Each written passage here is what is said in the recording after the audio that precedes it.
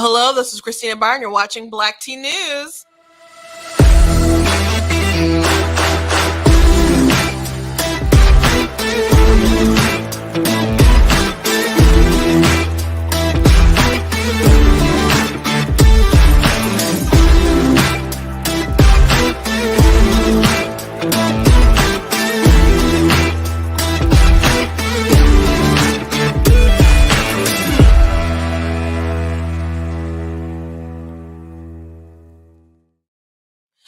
Hello. Welcome to Black Tea News. I'm your host, Christina Barr, and today we're going to be talking about Liz Cheney, and she had her dad do an endorsement video, and I don't think it's going... I don't know what she's planning, or, she's down in the polls, and it's bad, and I don't know why pulling out your dad is going to be the thing that saves you once you've ticked off all your voters. I don't know if you think that's going to appeal to the other side because people hate him on the other side. And there's people on the right who don't like him either, and think he's a big neocon and all the other kind of stuff. So I don't know what she's doing, but we're going to talk about it. Also, we're going to talk about the story. There's a woman who's like banned from the YMCA, I believe it is, because she doesn't like men being in the locker rooms. So there's that. We're also going to be talking about Warner Brothers. They're getting rid of the Batgirl movie, which people thought was probably going to be a woke mess anyway. And people were so excited about it because there was a Latina who was going to be Batgirl. And if you are like, Barbara Gordon's not Latina, that's true. But they're, diversity, inclusion, etc. And so now all these people are angry because they're not gonna be able to see the Batgirl film, but apparently it was terrible because the movie is done filming. But they're not going to release it. It's never going to see the light of day. And apparently Warner Brothers thinks it'll be better to just cover the losses and claim it basically making up for taxes. So, wow. So we're going to be talking about that and some other things today. But before we jump into it all, I want to encourage you all to go to blacktnews.com, check out different content that I have on my website, different videos, different articles. Be definitely pumping out a lot of stuff, especially Michigan-based, because I want my governor to go down. So make sure that you guys... And people are reaching out from other states as well to ask, like, what can we do? So I thought that was cool. And I did reach back out. So I'm talking to other people across the country to try to take our country back. So I'm glad that this program's getting traction and people feel that I'm making a difference. I'm always, find it very encouraging when people, say that I changed their minds or that they have different...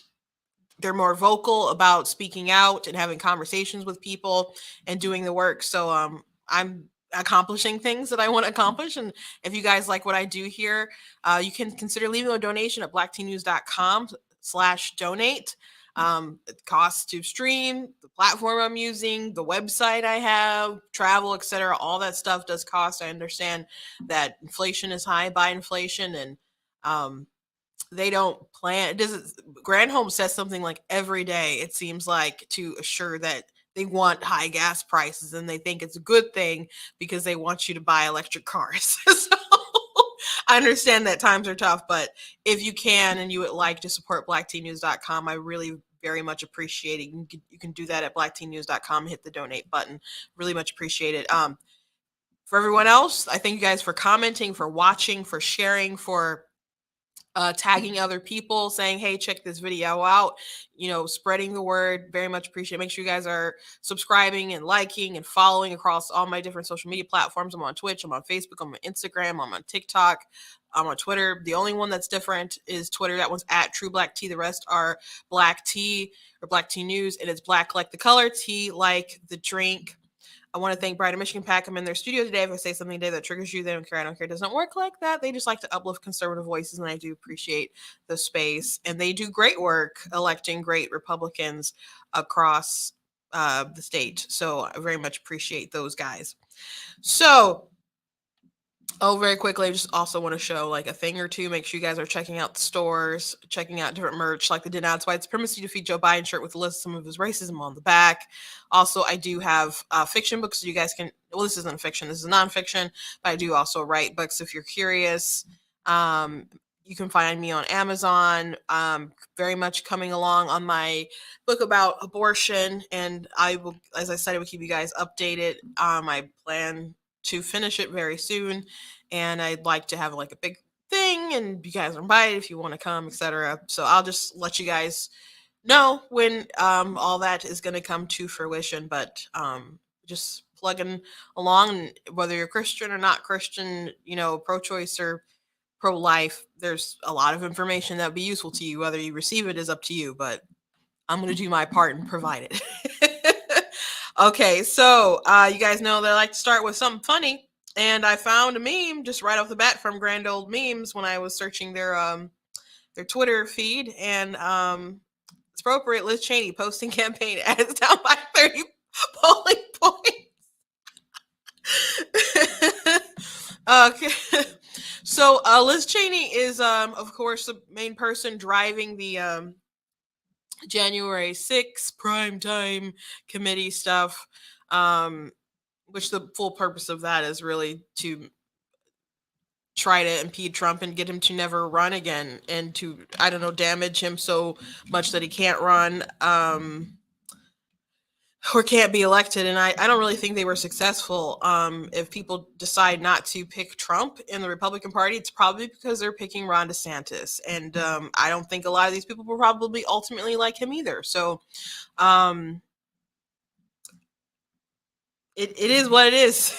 But Cheney, a lot of people from her state don't like her, and she's going to go down in flames. So she has decided to turn to Daddy Dearest and get an endorsement from him, which it's like, guys, we are aware that that Cheney is part of your name, that your dad probably supports you, making a video being like, this ad was approved by Liz Cheney. Like, no dip Sherlock, that's your dad. We'd be surprised if he came out and said, don't vote for her. So I don't know who this is really targeted towards. I don't know how persuasive they think this ad was supposed to be. Was it just about putting Dick Cheney out there and saying mean things about Trump? Because I can't imagine how this would give her any sort of bump. So if you haven't seen it, buckle your seatbelts. We're about to watch it together. Since 246-year history, there has never been an individual who is a greater threat to our republic than Donald Trump. Never? Okay. He tried to steal the last election using lies and violence to keep himself in power after the voters had rejected him. He is a coward. A real man wouldn't lie to his supporters. He lost his election, and he lost big. I know it, he knows it, and deep down, I think most Republicans know it. So, I guarantee you there's a lot of people, Republicans, who absolutely do not think that the election was legit. There's two camps of people who share this opinion. Okay, there are people who believe that there was like fraud, like actual fraud, and enough to change the outcome of the election.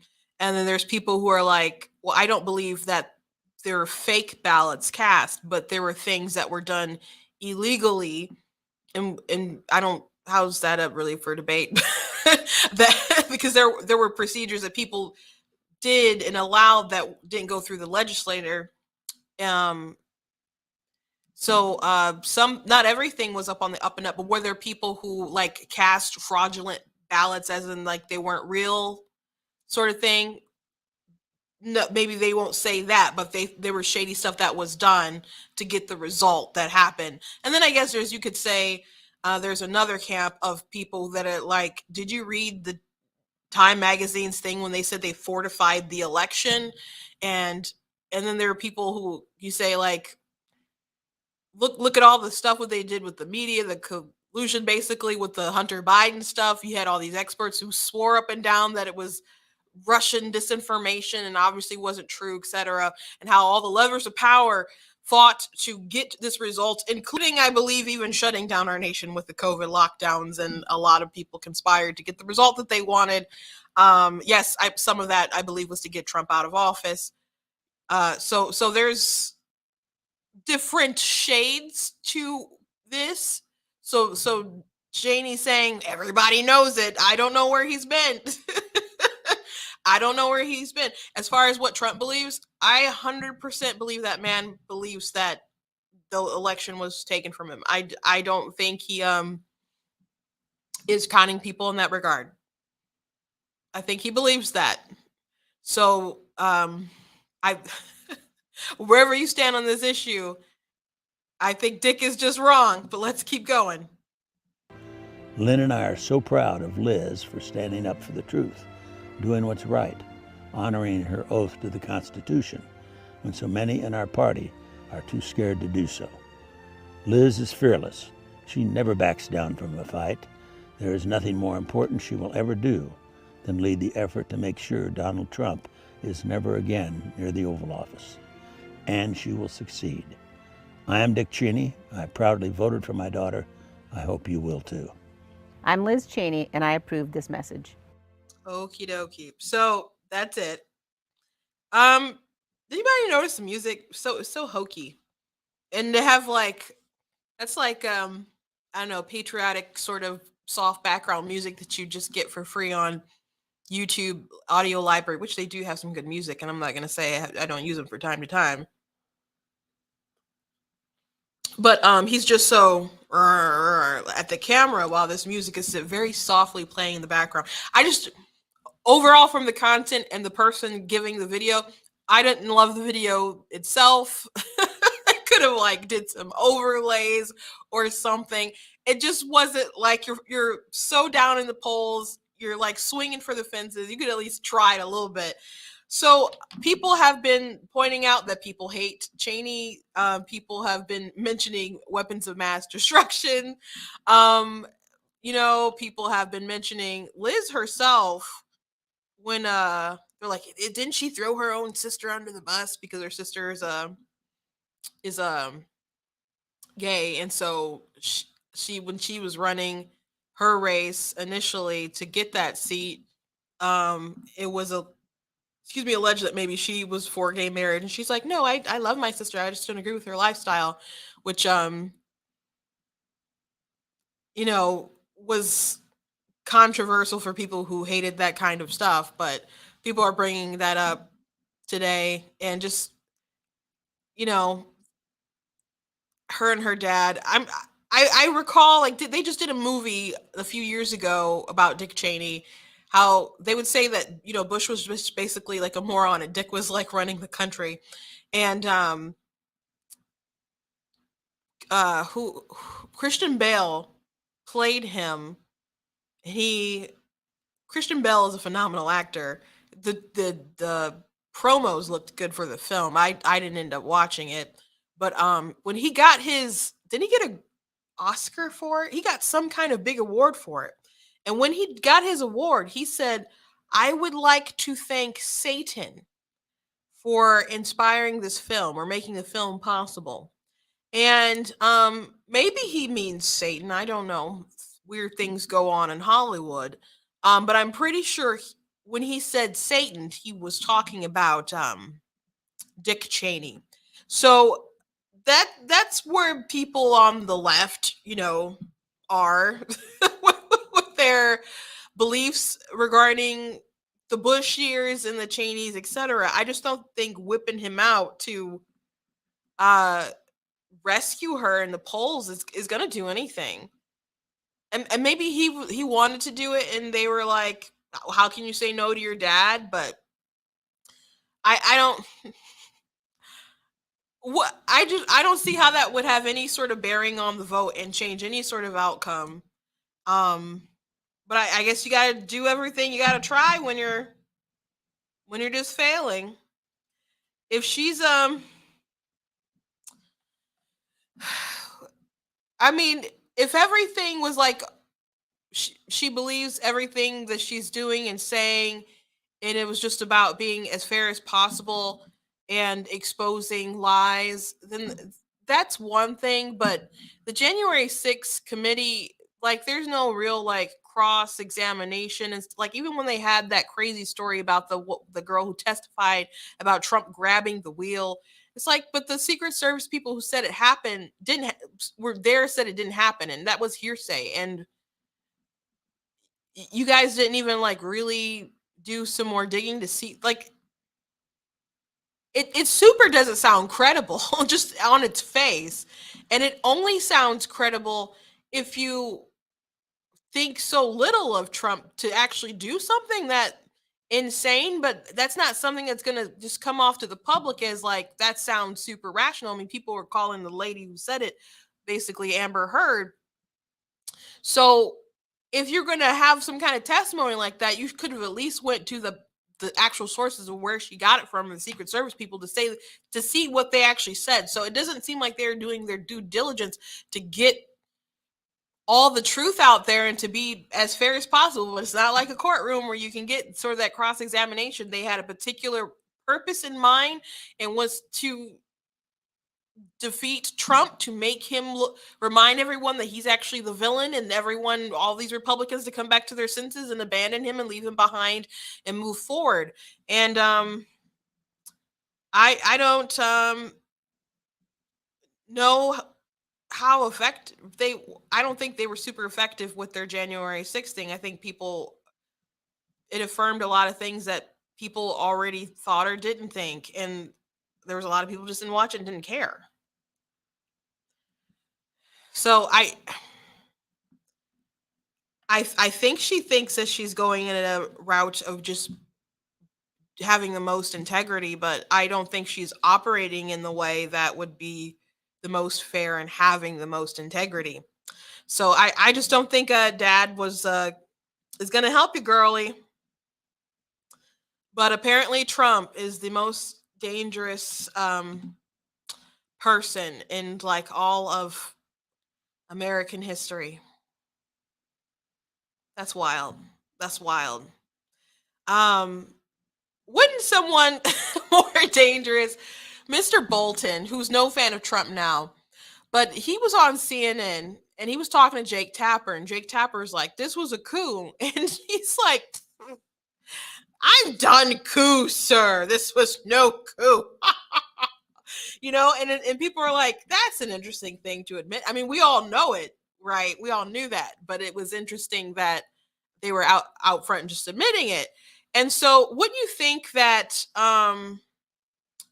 so there's that saying, there's chaotic good, chaotic evil, lawful good, and other stuff like that. Wouldn't you think someone who is a chaotic evil, or even like maybe a lawful evil, could possibly be someone more dangerous, who's like really, really able to undermine our democracy, maybe without you really knowing it all the way on the surface? Like, what happened January 6th? It was a riot. Like, it wasn't a coup to overturn democracy, and it just wasn't. So Bolton thought that was silly, and then Jake Tapper also tried to like say the same thing to Boris Johnson, who's like no longer in his position for other reasons, but he's like, oh, America. Jake Tapper is like all exaggerating about how awful and terrible stuff is, and he's just like, America is gonna survive, dude. It's gonna be okay. Like, you guys are fine. Like, you swore in the next president. Democracy's not in danger. You guys are fine. I mean, stuff that you see, like Biden and them, like continuously keep saying stuff like the Supreme Court is, what they did was unconstitutional. Was it though? Even though that there's some people who want to constantly do things that are unconstitutional. Like, some of the stuff that Biden is doing is crazy, and Obama did stuff that was really awful, but he had like a lot of competence to lead and do things under the radar. And when he got caught, there's people to this day who believe the only scandals Obama had was wearing a tan suit. It's just really bizarre. But if something came out with like him spying on people or Fast and Furious or Benghazi or the IRS, targeting conservatives, all that other kind of stuff, it never quite could go all the way up to Obama. There's always someone else to kind of blame. And the spying of like Michael Flynn and setting him up, like that got pretty high, because I mean Joe Biden suggested using the Logan Act. That was like written down. But they did a lot of stuff to undermine democracy. It's just that they did it really under the table.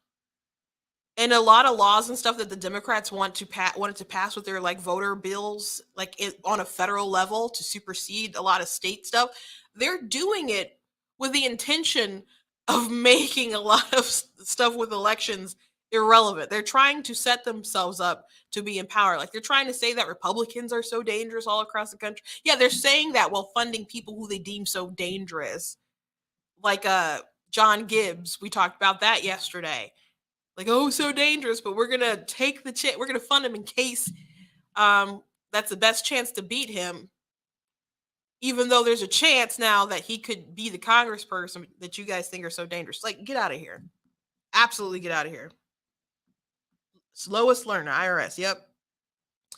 Lots of stuff that people don't remember. And there's a lot of people involved in politics now that were very young at that time. Like I had said something about Obamacare. Oh, I made a crack about someone said, they're talking about abortion, and they said, what would you call it if a man tells a woman that she has to do something even against her own wishes? And they said it in a way that was supposed to imply that being pro-life was synonymous with being rape. He wouldn't say that, but that was like his implication, which is really disgusting. I like tore into the guy. But I like snipped that part at the beginning when he asked the question. He's like, what would you call something when a man does something against a woman's will? And I'm like, the Obamacare mandate. The Obamacare mandate. Because with Obamacare mandate, they're basically fining you for being alive. If you did not have health insurance, they're going to charge you. And they wanted to fine you because they wanted everyone to have insurance. And if you were, low income or whatever, maybe you get into the Obamacare, but they needed young, healthy people who maybe don't care about getting insurance to get insurance because they need them to pay into the system so they could pay for older people.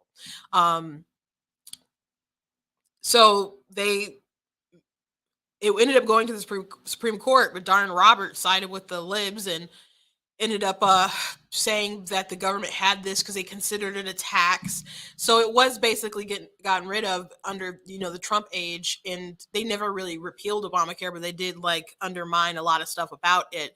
But the Obamacare mandate is because they're saying you have to buy something or we're going to charge you. So it is basically a fine for being alive. You have to have insurance, and you could get out of it if like when you're filing taxes. Because you did have to say like, hey, you had insurance, and if you didn't have insurance, you had to prove some kind of financial hardship. Which to be fair, I guess the ceiling was pretty low to prove that, but you shouldn't have to be. It's not like you have to get like a driver's license or whatever to operate on the road, like because you still have the option of not operating on the road. It's like you're alive, you need insurance, we're going to charge you. So that's why I say they find you for being alive. But one of my followers was like, can you explain this, because I don't remember Obama and what happened during that time. So I'm like, oh geez, because a lot of these people are really young, they don't remember. That was I was 19 in 2008, and that was the first time I got to vote for like a presidential election. But a lot of these babies, that was a long time ago. Long time ago. Anyway, let's move on. I want to play this video from Fetterman that's going around. The Hill had shared this. And it's just I saw it because someone I followed added bad legal takes, because this is a bad legal take right here. So this idea that saying that Pennsylvania was rigged or that we were trying to steal the election, unquote, that's a lie. And that you do not have the right. That is not protected speech. The second those tweets went up, they should have been deleted. That's not deplatforming someone. It's deleting lies that are yelling fire in a crowded theater when there is none. And there's a difference. That is not protected speech. He can talk all day about what his favorite football team is, or that he's the greatest president in the history of the world. But no one, Republican, Democrat, whatever, has the right to say those kind of incendiary lies. Yeah, that's a bad legal take. Even like the fire in a theater, people say that all the time, but it's still a bad legal take. Yes, you can yell fire in a theater, but the reason why you wouldn't yell fire in a crowded theater is because it's going to spark that sort of panic, and it's like a call to some kind of action. People lie all the time, especially on Twitter, especially politicians. I'm sure Fetterman has probably told some himself, but like, what about Facebook or Twitter or whoever deplatforming people for saying that the Hunter Biden laptop wasn't real, or that was Russian disinformation?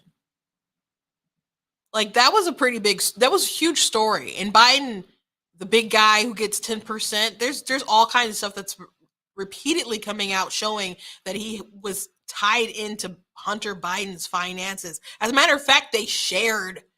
Who would share their funds, their accounts with a crackhead? I don't understand. Like, he accidentally paid for one of his prostitutes or escorts or whatever one time. They were intertwined. And you had all these people who claim that it was Russian disinformation. They locked out the New York Post, like the oldest newspaper in the country, over this. People lie all the time. The person who they were going to get for their disinformation board said it was disinformation. What about all these people who push Russia collusion? They still have their accounts. They're not locked up. Do you know how, I want to talk about damaging. How damaging is it that you had a person who won the presidency legitimately after people didn't think he was, people did all sorts of things to get Trump not elected, right? But he got elected. And then they weren't cool with that. So Hillary Clinton, her friends, and people start like sowing these seeds of Russia collusion, and people went with it. They ran with it. People still to this day like believed it. But it was pushed mercilessly. People won Pulitzer Prize awards for it, and it wasn't true. It wasn't true in the least bit. And Obama knew that Hillary was off doing that stuff, and he never was like, hey, cut it out, guys. This is stupid. Like, no. So how much damage do you think it does when you're sowing these seeds that our president was installed by the Russian government? You want to talk about damage? That's damaging. Or what about when there was that story about the Russian bounties with the Taliban, and the Trump White House is like, no, this isn't true. Like, we didn't even bring it up to Trump because it wasn't credible. And then Biden and them were like, no, this is terrible. He's awful. And they're pushing this. And then after, when Biden got in, Jen Psaki and there was like, oh yeah, well, I get it ended up, yeah, it was false, but we don't need to apologize. Well, I guess there's no point in apologizing now, but it's disgusting that people would spread that sort of lie, instilling within our military and the people who watch their loved ones sign up to serve, to possibly die, that they're serving under a president who would allow such a thing to happen. Like, people talk about damage to our democracy. What about purposely sowing divisive seeds to undermine the person who's leading the nation? If I talk about Biden being a bonehead or something, at least it's valid. Like,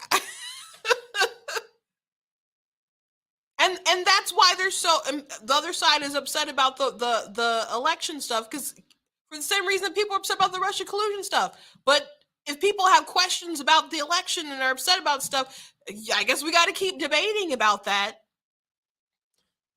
But there are people out there who have told outright lies for political gain. So Fetterman, go somewhere with that. Go somewhere with that. That was such a bad take. I saw people in the comments on Twitter like, yeah, I just donate. I have a monthly donation to him. Speaking of like election issues, Kari Lake was officially announced yesterday as the winner of the governor of Arizona as far as like the primary, right? So she's a Republican primary. They got to find out in November who wins, right? It was a very close race, and she ended up winning every county though. Maricopa was of course, Maricopa was the last one, the determining one, and it was stuck on like 82% counting for like at least 2 days. I called my cousin last night to talk. I'm like, what is wrong with your state? As soon as I saw that they announced Kari Lake, I called her. I'm like, well, congratulations for like finally like listing. I'm like, what's wrong with your state? She's like, girl, I don't know.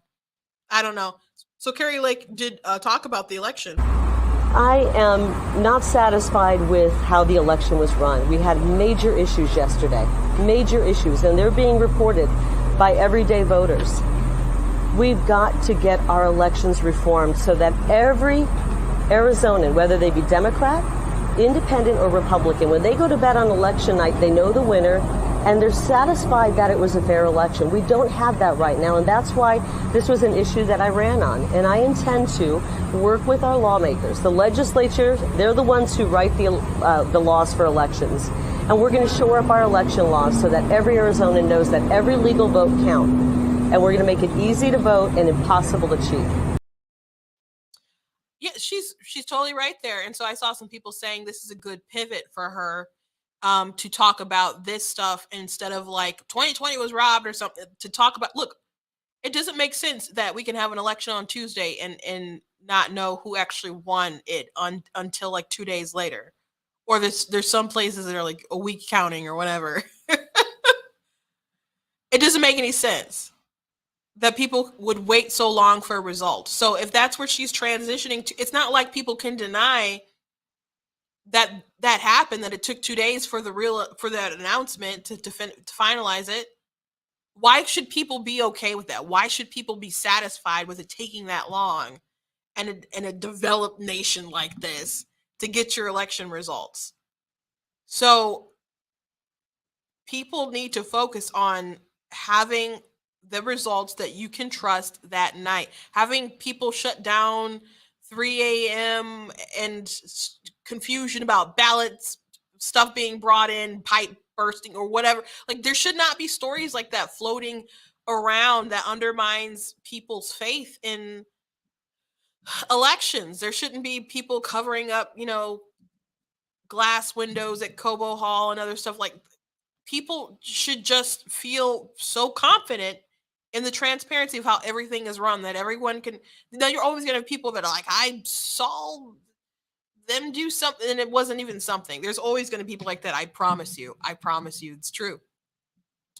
But you can't, even if you believe totally in the results of like what happened in this election 2020, whatever, any election, you can't tell me that we had an ideal situation across the country. So we can at least, can't we just agree that we need to fix some issues? That it should be easy to vote and impossible to cheat, as she said. And if that's what she's pushing going forward, and that's what like other Secretary of State people was pushing for, other Republican candidates are pushing for, like, hey, we've had some issues in the past. And I just want to make sure that everyone can feel confident when they cast that ballot. That's what I want for people who vote for me and people who don't vote for me. If that's what they focus on, I think people will have a better shot. But that was crazy. 2 days. And I'm just like, I think on Wednesday night, I'm like, okay, say 82%, okay. And then I looked the next day, or it was maybe like the day before that too. I'm just like 82. I'm like 82. I'm like, why is it still on 82%? Like, what are we waiting for? So, Maricopa got it in, and Kari Lake did win. So, kudos to Kari Lake. I want to talk about the story that T-Post Millennial talking about. There was a 80-year-old granny banned from the YMCA after demanding biological male leave women's locker room where little girls were undressing. That's crazy. So let's talk about it. An 80-year-old Washington State woman has been banned. I'm not surprised Washington State got crazy stuff, man. Has been banned from using her local YMCA's public pool after she expressed discomfort with a biological male in the women's locker room as young girls were undressing. She was in the shower when she heard a male voice and peeked out to find a biological male in a woman's swimsuit engaging with little girls who were undressing. The biological male was reportedly with girls from day camp overseeing their bathroom activities. Addressing the Port Townsend City Council on Monday, Julie Jamin, a resident of Port Townsend of about 40 years, described the situation she had been in after her regular swim at the Mountain Valley Pool. In an effort by the city and the YMCA to apply the neoculture gender rules at Mountain View pool dressing, shower, and room facilities, women and children are being put at risk, Jamin said. Jamin said that she had been showering after her July 26 swim at the pool when she heard a man's voice in the woman's dressing area. She said that she saw a man in a woman's swimsuit watching little girls pull down their bathing suits in order to use the toilets in the dressing room. In an email, in an email from the YMCA's marketing and communications manager to the Post Millennial, they said that the staff member was not engaging with these girls, but rather escorting them to the dressing room. According to the Port Townsend Free Press, Jamin, who had been in the shower when she realized what was happening, hidden behind thin sheer shower curtains, asked this person, revealed to go by the name of Clementine Adams, "Do you have a penis?" None of your business. None of your business, Adams reportedly responded. "Get out of here right now," Jamin replied. "You're discriminating and you can't use that pool anymore, and I'm calling the police," YMCA Aquatics manager Rowan DeLuna told Jamin after she requested that Adams leave the room, according to the Port Townsend Free Press. An email from the YMCA's marketing and communications manager, they said that Jamin was not permanently suspended for this incident alone, but rather due to repeatedly violating the Olympic Peninsula YMCA code for conduct, specifically using disrespectful words or gestures toward YMCA staff or others, and abusive, harassing, and or obscene language or gestures toward YMCA staff and others. Okay. The manager said the facility has experienced past issues, but that the incident of the changing room was unforgivable and extremely harmful. As Jamin attempted to leave the building, DeLuna reportedly told Jamin that she was not abiding by the YMCA's principles and values. Another YMCA staffer reportedly blocked Jamin from leaving, to which Jamin said, "Bull bleep, I'm going to the police right now. I want to help and I need it immediately." Jamin went to the next door police and later received a call back from Port Townsend police officer Mark Titterness. In a police call report obtained by the Port Townsend Free Press, Titterness said that Jamin had an emotional response to a strange male being in the bathroom and helping a young girl take off her bathing suit. The call report also contained a call records made by an anonymous person from the YMCA who told the police that Clementine was in the bathroom with a child in the day camp, and Julie asked if she had a penis and started screaming at her to get out. In another call, the person said that Jamin had been asked to leave and is refusing. Yet another call said that Jamin was screaming at an employee, calling names, and refusing to leave. Jamin also had spoke with Wendy Bart, the CEO of the Olympic Peninsula YMCA, who stood by the actions of her employees. Bart said that a staff member claimed Jamin said to Adams, "You're going to stick your bleeping penis in those little girls." According to the Substack, The Distance, Jamin denied ever saying this, noting, "I am an 80-year-old woman and do not talk like that."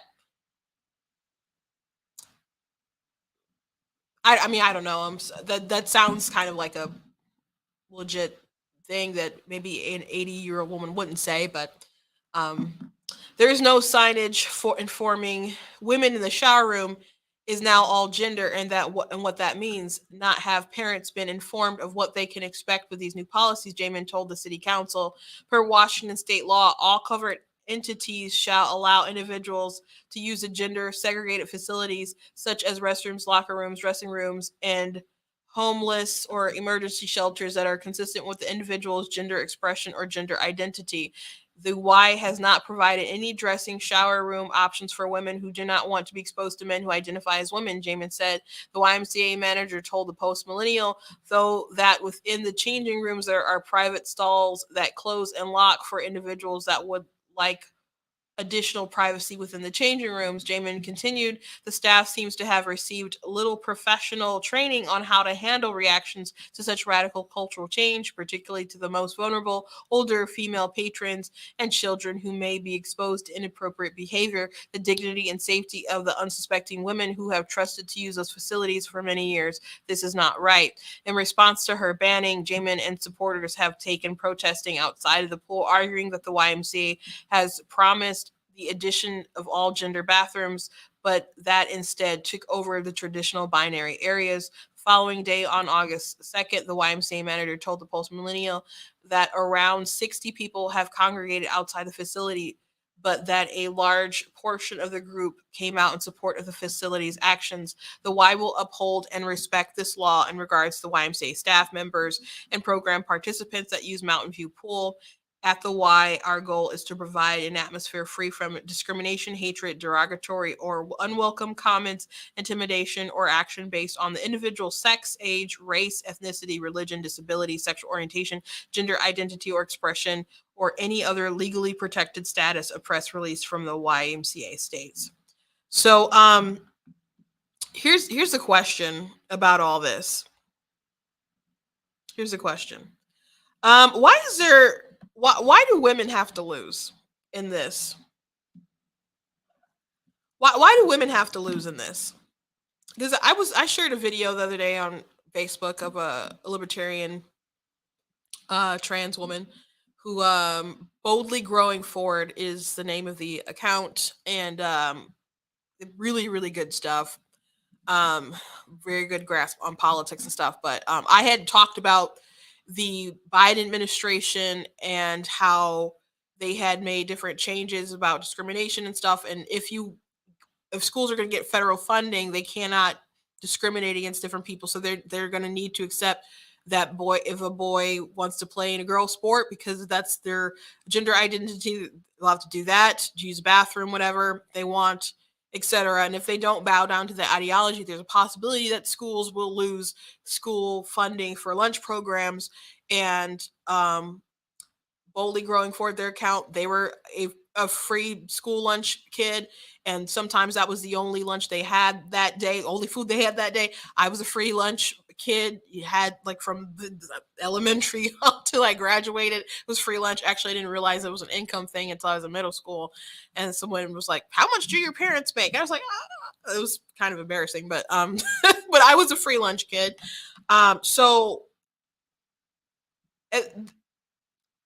You're using this to hold people hostage. So I wanted to highlight that. I've been trying to highlight that. I was glad that other people are speaking out about it. And any Republican that does not highlight that and talk about that, you're a fool. You are a fool. There should be mailers everywhere. But anyway, I know there's going to be people out there who say, well, they shouldn't be discriminating against people's gender identity, and people should be allowed to play on whatever sports and go to whatever locker room that they want to. You should be using people's pronouns and etc. And trans people exist, and let's say stuff like that. The world doesn't revolve around you. And someone is going to be unhappy in a society. Like we are not all going to please each other 24/7. We're not. So if you are a trans person or you have a trans child, and that's the route that they decided to go to fully embrace this identity that they have, it might be helpful to just have a conversation with that person and say, the world isn't if this is what you want, you have to realize that it's going to not be easy, and the world isn't going to revolve around you. It's not. So if people don't use your preferred pronoun, they're not going to use it, and you have to learn to deal with that. If people don't believe that you're actually a girl and people aren't going to accept that, you have to accept that people have their own sets of beliefs and you have to deal with that. And you're going to have to maybe give up sports unless you want to keep playing with the boys. But if you get on something like the different testosterone, if you start taking estrogen and stuff, it's going to make you weaker, it's going to make you slower. You may not even make the team. And it would be unfair to go over to the girls' team. So you can't do that. So if this is what you want, that's what we're going to do. But you cannot impose yourself on other people and become a living terror to them. Why is that such a difficult conversation? Why is it so difficult? Why do women have to be the ones who pay? I would not be comfortable in that. I would be like that old woman. I wouldn't be using courts. I'd be like, I'd be live streaming from Black Sea or something. I'd raise heck. I would. Oh my gosh. I would. YMCA, or if I was in high school or middle school or something, I would not be comfortable. My dad would not be comfortable. We would not go quietly into the night. I understand people feel uncomfortable in their bodies. Women, cis women, I don't like that term, but we'll just say it for this purposes, feel like that all the time, especially growing up. Women growing up, men growing up, people in puberty, they don't feel comfortable with their bodies. It's kind of a thing. I would change in the stalls with other girls. I can't imagine a boy being in there. So why can't people just sort of have more respect and understand? I understand it's a complicated issue, but why is it that you have to win and everyone else has to lose? Why does everyone else have to conform to what you believe? It's not fair. It's not fair. Your ego is a terror. And it is ego, a fragile ego, apparently, because if we don't all affirm, people are like, you're going to kill people. It's like, it sounds like people need therapy and need to learn to deal with the world rather than making the world a giant cracked eggshell.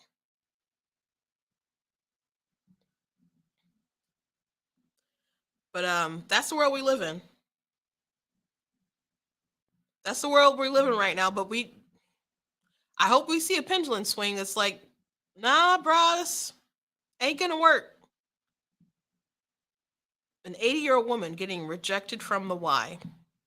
I'm not surprised it happened in Washington State. Not surprised in the least. Not surprised in the least. If you move from such a state, please leave your liberal ideology there. Don't bring it with you to other freer, better states. Don't do it. Okay, last thing I want to talk about today is this Warner Brothers Batgirl film. So the star of this film is a Latina.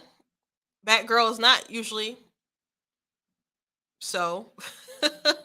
But Leslie Grace, she was on a film where she was singing. Was it some remake of the movie with the Maria and the Sharks and the Jets? Someone in the comments tell me what movie I'm thinking about.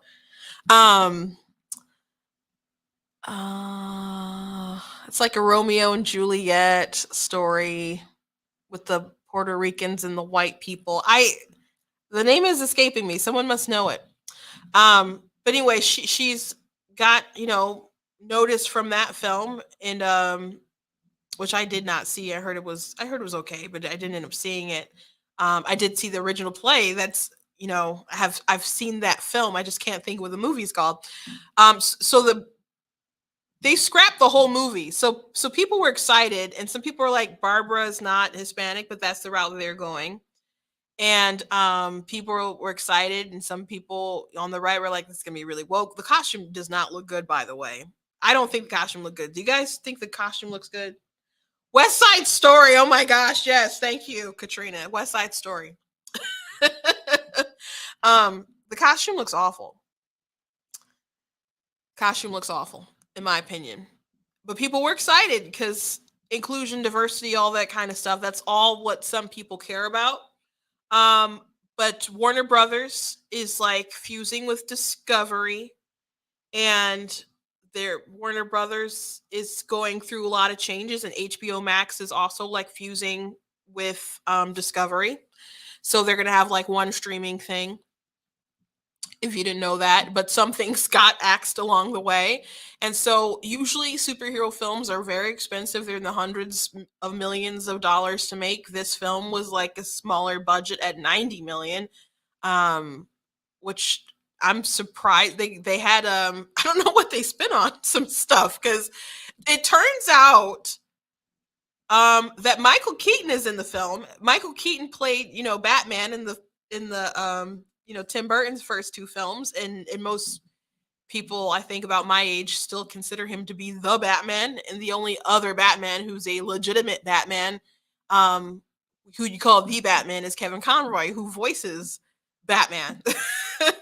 But he's in the film. I have him on set in costume right there with Leslie Grace in costume as well. I have no idea who's in the middle there. His name is Adley L. Arby. I have no idea who that is. And I have no idea if he's supposed to be like a character or something. No idea who that is. But Michael Keaton's in the film.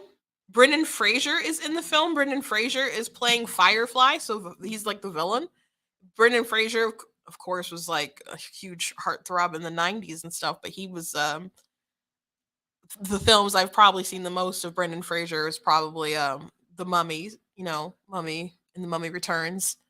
I've seen Blast from the Past a couple times. But Bedazzled, George of the Jungle. He looked real nice in that film.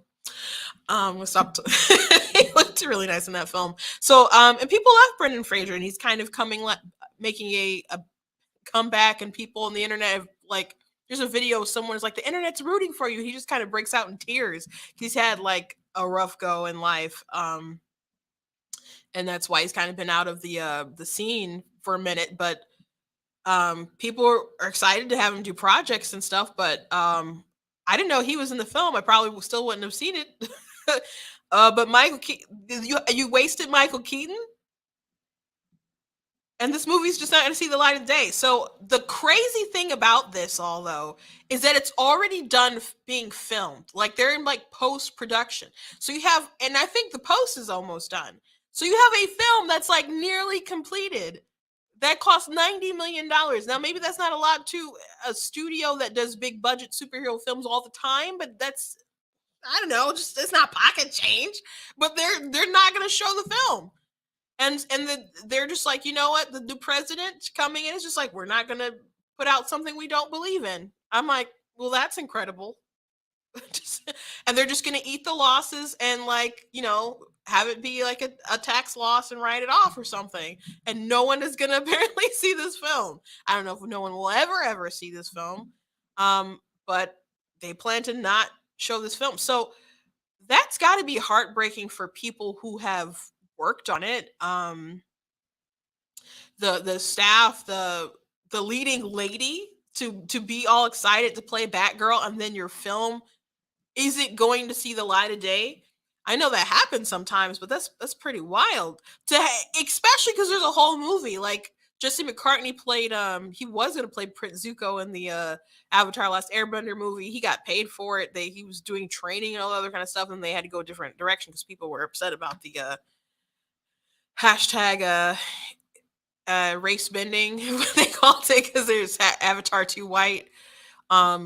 So they still had white kids in the film, but they just were like, "What, we got to do something about the Fire Nation," and they decided to make all the Fire Nation people Indian because that was M. Night Shyamalan's favorite benders, and he's Indian. So that movie was trash. But yeah. So of course, that's different than them being like totally done with filming.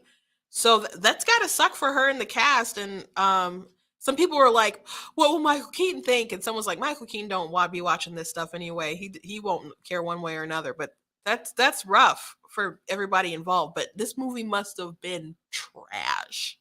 It must have been really, really awful that the studio was like, "We're not even put on Disney Plus." I'm not Disney Plus, HBO Plus or Max or whatever. So I think that's interesting though. They're also scrapping a Scooby-Doo movie as well. So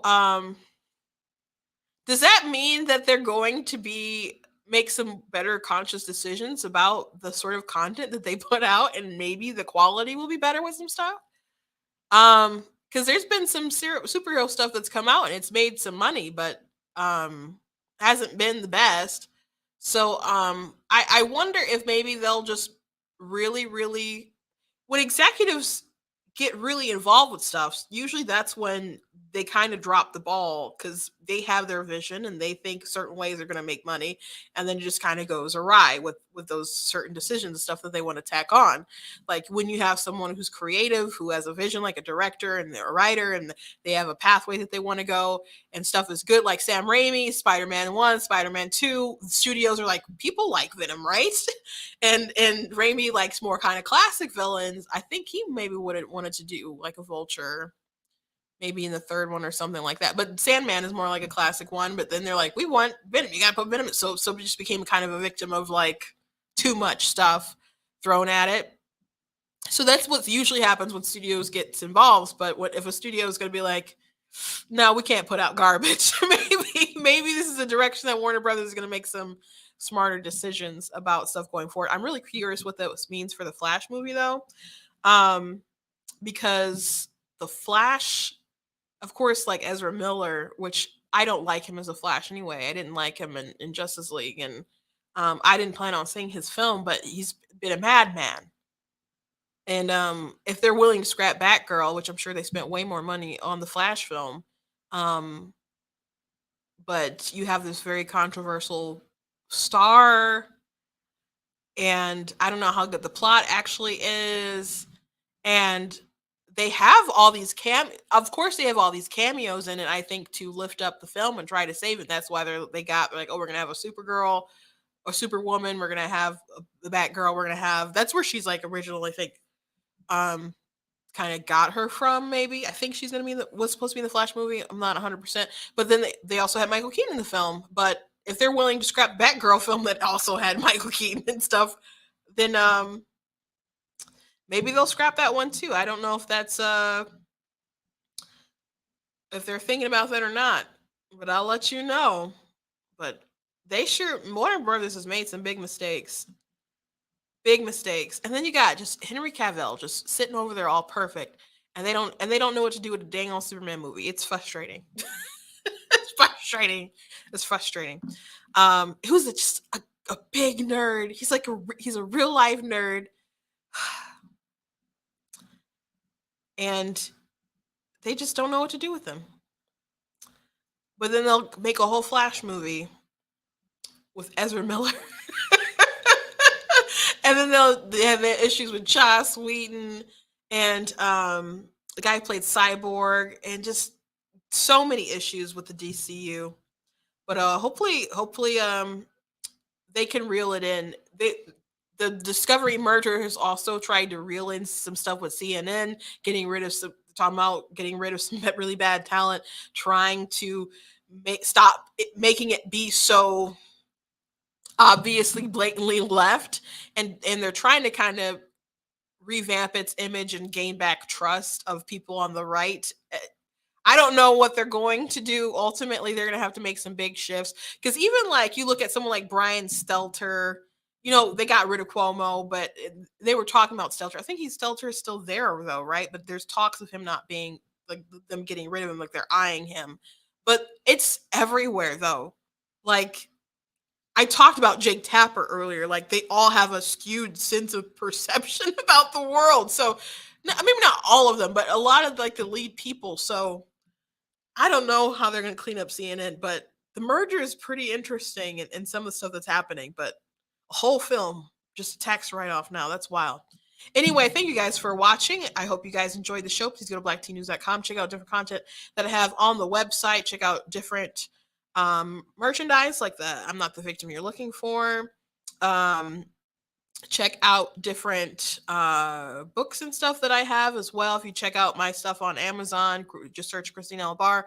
This is a historical fiction fantasy book that I wrote. Imagine like, well, I might as well just explain it really quickly. So Charlotte was a young slave, and when she was purchased as a little girl by a woman named Lady Cohen, she believed she was supposed to just like tend to the house and take care of like master, son, etc., stuff like that. But when she got older, she realized she was actually selected because she has a certain abilities, and so she ends up tapping into them and using them to help her escape. But there's a group of people who believe that her kind are an abomination. So even though she's freed herself in one regard, she's also opened up herself to more danger. So there's a lot of great historical things in there. Like the second book has the draft riots, and that's kind of like the big like climax and stuff event that happened. So there's a lot of cool stuff in the book. You guys can check that out. It's available on paperback and Kindle Unlimited.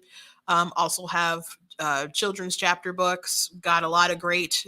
It's not a political book. It's just a coming of age story, but it's got a lot of values that you want to teach to your kids. So some adults have bought them for their kids, and some adults have read it who watch Black Tea and have gotten back and said that they really enjoyed it. So consider checking that stuff out. If you go to blacktnews.com, go to merchandise, there is a banner that will take you to my book website so you can learn some more about my stuff. But if you do search me on Amazon, you will be able to find it. If you do enjoy what I do here, Black Tea News, you can leave a donation at blacktnews.com. Just go to the website, hit the donate button. I very much appreciate it if you can support in that way. Otherwise, thank you guys for watching, for sharing, for commenting. Thank you for answering my questions in the comments and talking and boosting and all that good stuff. I do see you guys. I don't always respond because I don't want to lose my train of thought when I'm in the middle of a rant. But I do appreciate you guys joining me always. God bless you guys, and I will